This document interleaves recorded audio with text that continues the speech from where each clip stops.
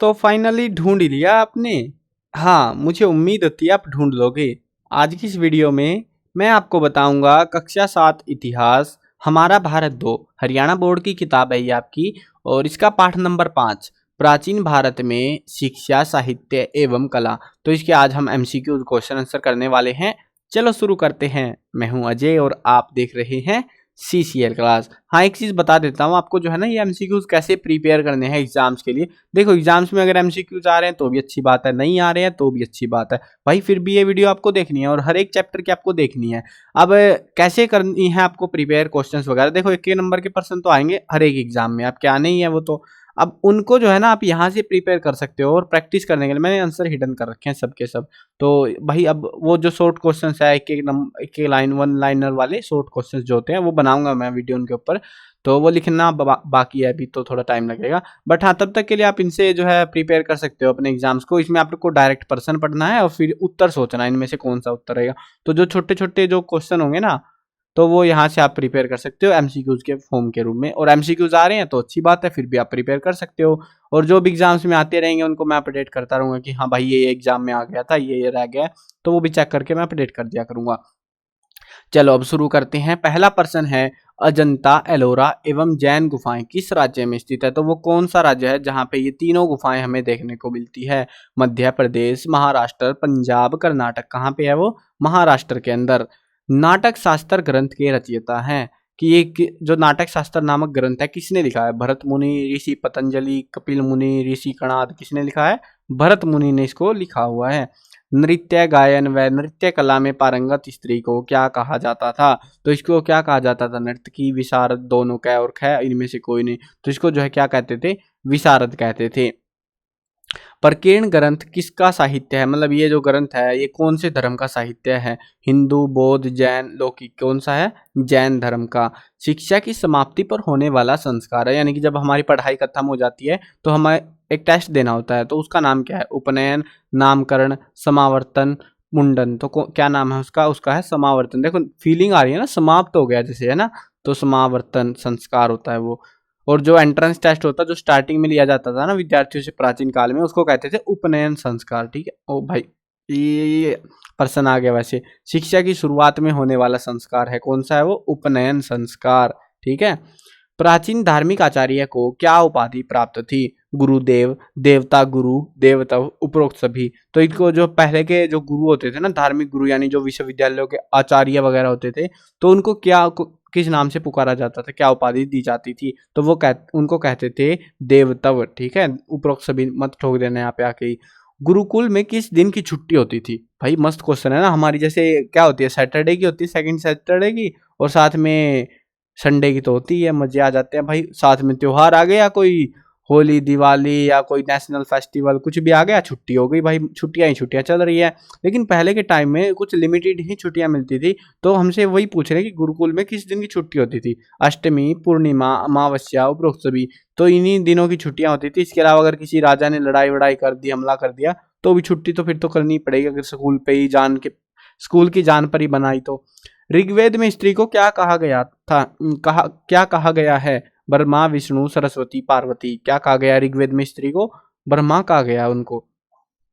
यज्ञ याज्ञवल्क्य ऋषि की पत्नी का क्या नाम था? ये जो है कि ऋषि थे कोई, मेरे को भी नहीं पता, बुक में दे रखे थे तो मैंने लिख दिया। ठीक है। इनकी पत्नी का क्या नाम था? गार्गी, भारती, मैत्रेयी, मीरा। तो क्या नाम था? मैत्रेयी। नालंदा विश्वविद्यालय कहाँ स्थित है? राजगृह, रावलपिंडी, काठियावाड़, भागलपुर। तो कहाँ पे पड़ता है नालंदा विश्वविद्यालय? वो पड़ता है राजगृह के अंदर, एक जगह है बिहार में आई थिंक, तो वहां पे पड़ती है ये जगह। नालंदा विश्वविद्यालय की स्थापना किसने की थी? ह्वेनसांग, भट्टारक, धर्मपाल, कुमारगुप्त। तो किसने करी थी इसकी स्थापना? कुमारगुप्त ने करी थी। भारत के सबसे प्राचीन विश्वविद्यालय का क्या नाम है? ये इंपॉर्टेंट क्वेश्चन है, याद रखना है। नालंदा, तक्षशिला, वल्लभी, कांचीपुरम। तो क्या नाम है उसका? तक्षशिला विश्वविद्यालय, जो कि अभी पाकिस्तान में पहुंच गया वैसे तो। वल्लभी विश्वविद्यालय कहाँ स्थित है? राजगिरी, रावलपिंडी, काठियावाड़, भागलपुर। कहाँ पे है वो? ये वाला है काठियावाड़ में, वल्लभी वाला। वल्लभी विश्वविद्यालय की स्थापना किसने करी? वेनसांग, भट्टारक, धर्मपाल, कुमारगुप्त। किसने करी थी इसकी स्थापना? इसकी करी थी भाई, कहाँ भाग गया, भट्टारक ने। ठीक है। विक्रमशिला विश्वविद्यालय की स्थापना किसने की? वेनसांग, भट्टारक, धर्मपाल, कुमारगुप्त। देखो अभी हम किसका पढ़ के आए हैं, वल्लभी वाले के, है ना। तो अभी पूछ रहे हैं विक्रमशिला विश्वविद्यालय की, तो इसकी स्थापना किसने करी थी, धर्मपाल ने इसकी स्थापना करी थी। ऑप्शंस वैसे पिछले वाले ही है। विक्रमशिला विश्वविद्यालय कहाँ स्थित है, ये जो विश्वविद्यालय कहाँ पे पड़ता है, राजगिरी, रावलपिंडी, काठियावाड़, भागलपुर। कहाँ पे पड़ता है, भागलपुर के अंदर ये पड़ता है। हिंदू साहित्य में कितने वेदों का वर्णन मिलता है, कितने वेद है हिंदू साहित्य में, 4 वेद हैं, यजुर्वेद, सामवेद, अथर्ववेद, वो ऋग्वेद वगैरह वो वाले। जातक कथाएं किस साहित्य में उपलब्ध हैं, हिंदू साहित्य, बौद्ध साहित्य, जैन साहित्य, उपरोक्त सभी। अब सभी के सभी में कथाएं नहीं मिलेंगी ना ऐसी सेम सेम, तो कौन से में, ये बौद्ध साहित्य के अंदर में ये देखने को मिलती है। पत्थर पर खोदे गए लेखों को क्या कहते हैं, उनको क्या कहते हैं, शिलालेख, अभिलेख, खंडर, क्या कहते हैं, या फिर कुछ भी नहीं कहते उनको। तो जो शिला मतलब पत्थर के ऊपर जो है ना लेख लिखे होते हैं, मतलब ऐसे खोद खोद के लिखते हैं अक्षरों को, तो उनको कहते थे शिला। पहले पत्थरों को शिला कहते थे ना, तो शिला लेख है वो, शिला के ऊपर लिखा गया लेख। अभिलेख जो होते हैं ना वो कागजों वगैरह पे, जो कॉपी कागज जो होते थे उस टाइम पे, जो भी जुगाड़ था तो उन पर लिखे उनको अभिलेख कहते हैं, जो पत्थरों पर लिखे थे उनको शिलालेख कहते हैं। खंडर तो सबको पता है भाई क्या होता है। सरस्वती सिंधु सभ्यता के लोग किस मिट्टी के बर्तन बनाने में माहिर थे, काली मिट्टी, लाल पकाई मिट्टी, कै और खै दोनों। तो कौन सी मिट्टी के, दोनों ही मिट्टी, काली मिट्टी हो लाल मिट्टी हो, दोनों प्रकार की मिट्टी के बर्तन बनाने में माहिर थे। बाघ गुफाओं की कुल संख्या कितनी है, तो कितनी गुफाएं बाघ की, 5, 9, 10, 3, कितनी है, 9 गुफाएं हैं बाघ गुफाएं। नटराज की मूर्ति किस धातु की बनी है, बहुत इंपॉर्टेंट क्वेश्चन है, याद रखनी है। लोहा, सोना, तांबा, चांदी, किससे बनी है, तांबे से बनी है वो। नटराज की मूर्ति किस वंश के काल की मानी जाती है, चोल वंश, राष्ट्रकूट वंश, पाल वंश, चालुक्य वंश। तो किसकी मानते हैं उसको, चालुक्य, चोल वंश के काल की उसको माना जाता है। मतलब इनकी जब चोल वंश की शुरुआत हुई थी ना, तो उस टाइम की मानते हैं। एलोरा के विश्व प्रसिद्ध कैलाश मंदिर का निर्माण किस शासक वंश के काल में हुआ, मतलब कौन सा वंश था वो जब कैलाश मंदिर का निर्माण हुआ था, बहुत फेमस है ये। चोल वंश, राष्ट्रकूट वंश, पाल वंश और चालुक्य वंश। तो कौन से वंश ने करवाया था, राष्ट्रकूट वंश ने। निम्नलिखित में से कला अध्ययन के स्रोत क्या हैं, शिलालेख, ग्रंथ, यात्रियों के वृत्तांत, उपरोक्त सभी। तो क्या है इनमें से, उपरोक्त सभी, सारे के सारे हैं काम के। ठीक है, तो ये थे कुछ मेन पर्सन, ऐसे आलतू फालतू भी थे कुछ क्वेश्चंस, बट मैंने एमसीक्यूज में वो नहीं डाले। बाकी जो भी एमसीक्यूज वगैरह एग्जाम्स में आते रहेंगे ना, वो यहाँ पे अपडेट होते रहेंगे, 26 से 27, 28, 29 बढ़ते जाएंगे टाइम टू टाइम। तो ये लिख रखे हैं मैंने वेबसाइट के ऊपर सारे, आप प्रैक्टिस करने के लिए।